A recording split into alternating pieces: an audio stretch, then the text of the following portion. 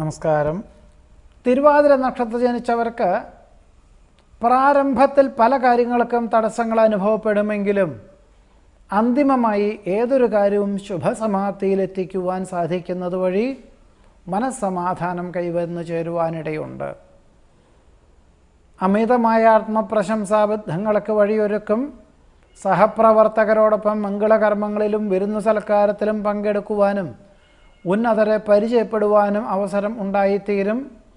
പഠിച്ച വിദ്യയോടനുബന്ധമായി പ്രവർത്തിക്കാൻ അവസരം വന്നു ചേരുവാനിടയുണ്ട്. വ്യവസ്ഥകൾ പാലിക്കുന്നതിൽ ആത്മാഭിമാനം തോന്നും.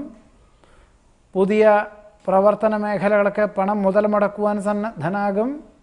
ശ്രേഷ്ഠമായ കാര്യങ്ങൾ ചെയ്തു തീർക്കുന്നത് വഴി മനസ്സമാധാനത്തിന് യോഗം കാണുന്നു. മംഗളകർമ്മങ്ങളിലും വിരുന്നു സൽക്കാരത്തിലും സജീവ സാന്നിധ്യം വേണ്ടിവരും. ആരാധനാലയത്തിലെ ഉത്സവാഘോഷങ്ങളിൽ പങ്കെടുക്കുവാനിടവരും.